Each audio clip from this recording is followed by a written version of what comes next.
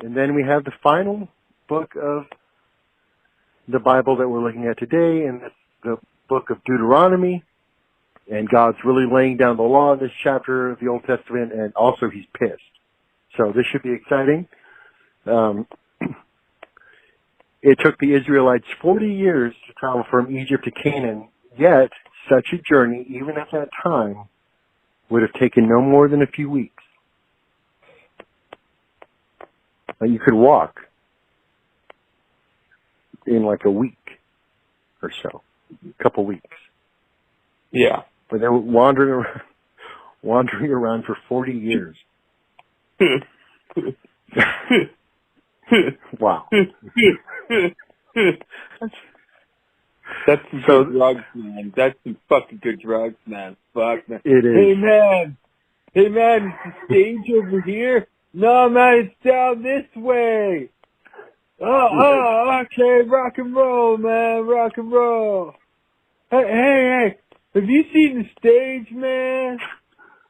It's down that way, to the left, and then to the right, and up the stairs. Okay, rock and roll, man, rock and roll. Hey, man, you see the stage, man? No, you're completely in the wrong place, man. Oh, rock and roll, man. Yes. So you can look that up about their journey in the book of Deuteronomy in chapters 2, verse 7, in chapter 8, verse 2, and in chapter 29, verse 5. That's where you find that stuff. Next up, the hand of the Lord was against them to destroy them from among the host until they were consumed. So what that means is that God killed all the Israelite soldiers slowly. It took him 38 years to kill them all, but he finally got the job done. Wow. Yeah. Chapter 2, verses 14 through 16. There's a lot, so I'm going to kind of like speed through this stuff a bit, unless there's something really exciting. Og, the king of the giants, was a tall man, even by NBA standards. His bed measured 9 by 4 cubits, and that it would be 13.5 feet long and 6 feet wide. Wow. It's just a little tidbit, I guess. Big beds. Yeah. Yeah. Chapter 3, verse 11. If someone makes an image of anything, like a bird or a flower, then God will destroy the entire nation. What? Okay. That's chapter 4, verses 25 and 26. God, by his own admission, is a jealous God who unjustly punishes great-grandchildren for the failings of their long-dead ancestors. Yeah. Wow. Chapter 5, verse 9. Those who do as God says will never be infertile, and neither will their cows, and will never get sick. God will send infertility and disease to the other guys. So long as you follow the rules, you're going to be fine. So those people who, like, you catch a cold and it's like you should be probably burned alive. Or, you don't have kids, also probably burned alive. Chapter 7, verse 14 and 15. The Israelites' clothing didn't wear out while wandering around in the desert for 40 years. And God even made the children's shoes grow with their feet so they wouldn't need new ones. That's cool.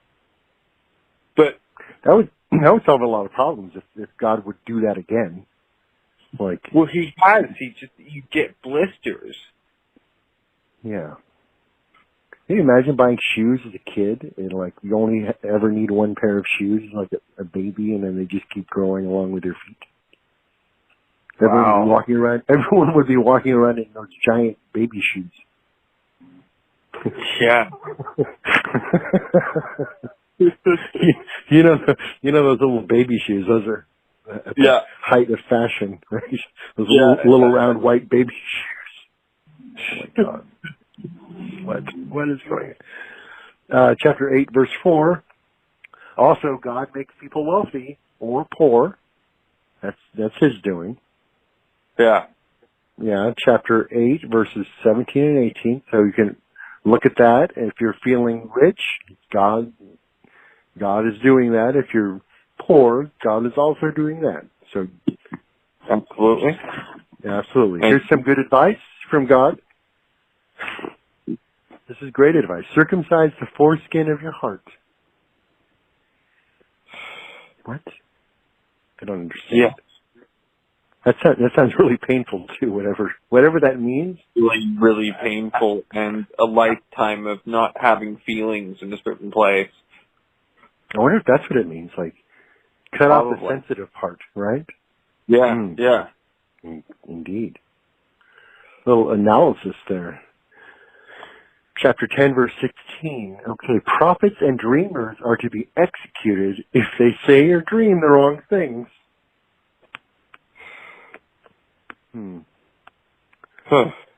It's not clear what the wrong things are, but I suppose that the followers of God would be able to determine that.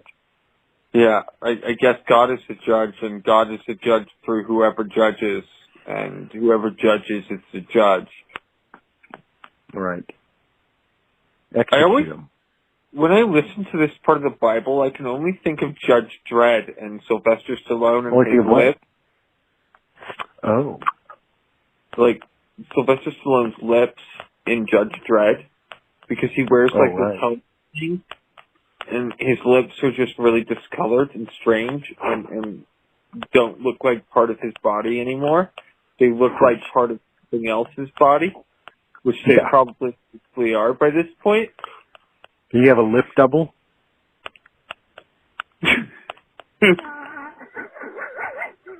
If he got...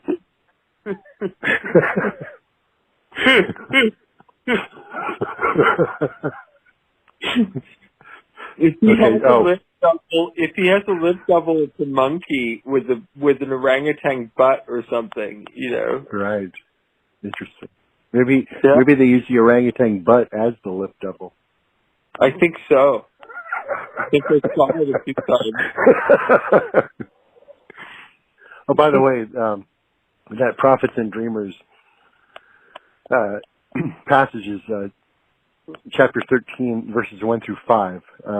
Moving on, if you hear of a city where another god is worshipped, then destroy everyone in the city, even the cattle, and burn it down. So I'm just thinking, watch out Salt Lake, maybe? Yeah, absolutely. Yeah, absolutely. We're coming for your cattle, and we're going to burn you down. Yeah, I mean, you're just going to destroy Salt Lake City, apparently, because they do worship. I guess what would be considered another god, a different god than the God in the Old Testament. I think. I'm not sure about that, but no, they don't actually. They worship the Christian deity. God. Okay. It's done differently. Right. Oh, well, maybe Salt Lake is off the hook then. I think so. Good. Okay. All right. You're okay, Mormons. You're safe. But chapter 13, verses 12 through 16. This is some more good advice. Don't eat any dead animals that you find lying around, but it's okay to give it to strangers or sell it to foreigners. So, if you see roadkill, right, don't eat it, but go ahead and give it away or sell it to people you don't like. Right. That makes sense. Yeah. Yeah, chapter 14, verse 21. Chapter 15, verses 12 through 17 give instructions for buying your brother. Yeah. If you ever want to know, the correct way, the godly way to purchase your brother, read that. Yeah. Kill everyone who has religious beliefs that are different from your own. Yeah, that's real. Everyone should think like me now. now. Exactly. Yes. Yeah. And if you see, this is interesting because that's often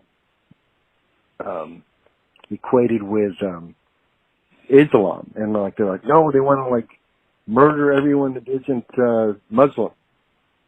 Yeah. You know, but wait a minute, it's right here in the Bible. Kill everyone who has religious beliefs that are different from your own, and you can absolutely look that up. Chapter 17, verses 2 through 7. Again, false prophets are to be executed. How do you know who's a false prophet? By whether or not the predictions come true. So in this case, I'm going to say, watch out, Jehovah's Witnesses. They make a lot of predictions about the end of the world. And they keep them coming true. So, that's good. False prophet, execute them. Yeah, we should. Yeah. Well, God said so. Like, and that's the tricky part. You know, it's just, these aren't ideas that people are coming up with, you know, on their own. Yeah, this is the God's word. That's right. And notice how I'm calling him the God. You know, like the Batman. Exactly. Yeah. Oh, here's some good advice. Maybe for like, you know, strolling around on the boardwalk in Venice, perhaps, because it's summertime and there's a lot of women out there. So if you see a pretty woman among the captives and would like her for a wife, then just bring her home and go in unto her. If you see a pretty woman among the captives and would like her for a wife, then just bring her home and go in unto her. Yeah, don't ask any questions. Go in unto her. Later, if you decide you don't like her, you can let her go. Mm-hmm. Wow. I mean, it says captives, but I wonder if that would apply to any pretty woman that you see. Probably. I liked it. So for more, to get more clarity, you can read chapter 21, verse 11 through 14 there. Here's some advice for maybe people who are interested in sending their kids to a wilderness camp or therapeutic boarding school. Here's another option according to the Bible.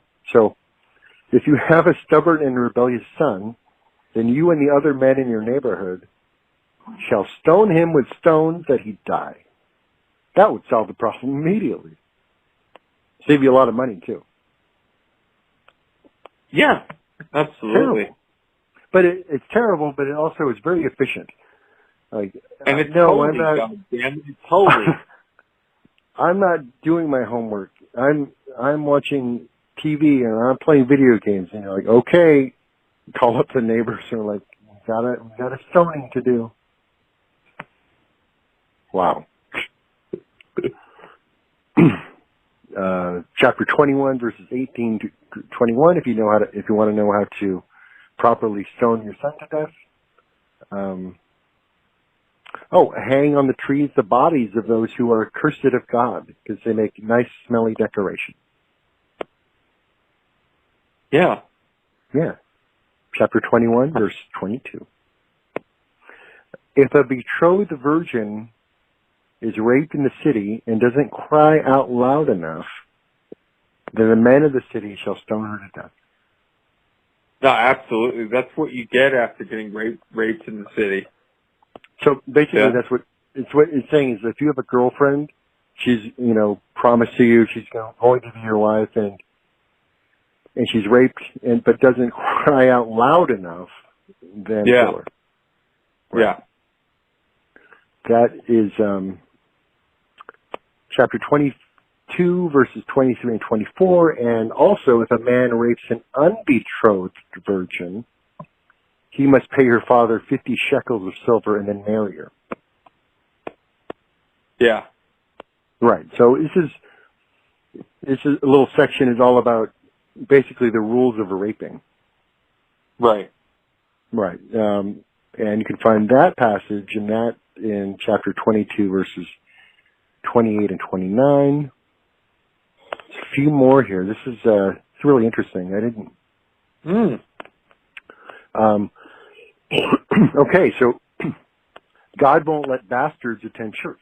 Neither can the sons or daughters of bastards, even to the 10th generation. So if you plan to attend church next Sunday, be ready to prove that your genitals are intact, and don't forget your birth certificate and genealogical records for at least the last 10 generations. Don't laugh. This stuff is important to God. Chapter 23, verse 2. Right. Oh, here's some pooping news. So God gives instructions for defecating. He says to carefully cover up all the feces, for the Lord walketh in the midst of thy camp. You wouldn't want the divine foot to step in your shit with you, basically. That's right. Yeah, it makes sense. That's pretty practical advice. Can you imagine how embarrassing it would be if you just pooped on the ground and God stepped in it? Yeah.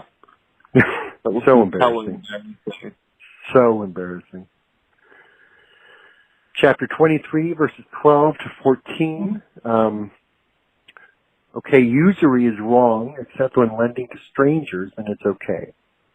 So don't charge interest on money that you loan, except if you're, lending to people that you don't know, and that's fine. That's kind of the way we operate today. Yeah, absolutely.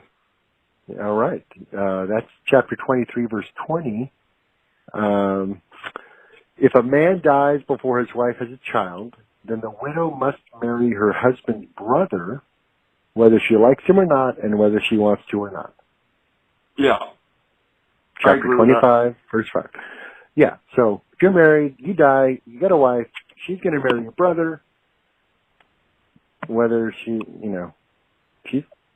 can't say anything about it, that's the deal. Yeah. Also, cursed be he that lieth with his father's wife, because he uncovereth his father's skirt. Why? So how does having sex with the father's wife uncover the father's skirt? And my guess is that it's because the father owns his wife, so the offense is against him and not her. You see how that goes? Yeah. Right, so if you have a father, you have sex with your father's wife, which is strange, then you've uncovered the father's skirt. Because he owns her skirt. It's his skirt, not hers. That makes sense, yeah. It makes perfect sense. Chapter 27, verse 20, and if you don't obey all of the laws that are given in the Old Testament, God will shower you with the curses that are given in the next 52 verses. And that is chapter 28, verse 16 to 68. There's a bunch of curses that will be showered upon you if you don't obey all the laws. There's too many to even mention, but there's a lot of them. I'm sure glad we're not mentioning all of them. Me too. They're just ridiculous. Yeah. Cursed shalt be in the city, and cursed shalt. Sometimes it's hard to. Cursed shalt thou be in the city, and cursed shalt thou be in the field. I guess you'll be cursed just about anywhere you go. That's really difficult to say, but nonetheless, you're going to be cursed. Cursed. Yeah. Yes. Chapter 28, verse 16. So basically, that was kind of like a precursor to all of the curses that will be placed upon you, regardless of whether you're in the city or the field or, I don't know, wherever you are, it's going to happen. So when God gets mad, watch out. He'll starve you to death, burn you with fire, and send vicious beasts to devour you. He'll destroy both the young man and the virgin, the suckling also with the man of gray hair. Not even the helpless and innocent are spared by this psychotic God. Yeah. Wow. Everybody. Yeah. Yeah, chapter They all 32, did. verses 21 to 26, and God also says, I kill, I wound, I will make my arrows drunk with blood, and my sword shall devour flesh. I think someone should take his sword and arrows away until he's feeling better. He's so upset.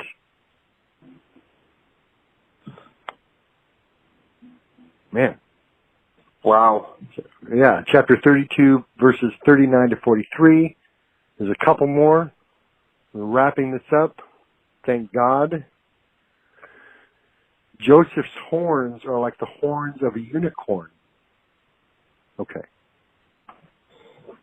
So this is confusing because he says horns, and it's unicorn, not a duocorn. And shouldn't that be a unihorn? And was Joseph the only one with horns? I'm so confused. Why does Joseph have horns? Maybe he's horny. He is, but I mean, it's so confusing. Do other people have horns also? I think everyone's horny. Yeah. They're horny like a unicorn. They're horny like a unihorn. Sure. Hey, nice horn. Hey, nice corn you got there. Hey. What? Oh, you know your horn, unicorn. I like your corn. It's not a corn, it's a horn. But you're a unicorn, right? Yeah. Nice corn. Chapter 33, verse 17. And finally, Moses, the alleged author of the Pentateuch, which is these books of the Bible, these first 5 books, describes his own death and burial. And that's a neat trick. And Moses did it. Chapter 34, verse 5. And that indeed is the end of the V2V Bible study, the books of Leviticus, Numbers, and Deuteronomy. We made it. Yeah, I'm completely godded out, man. I got my God today, dude. I feel godly.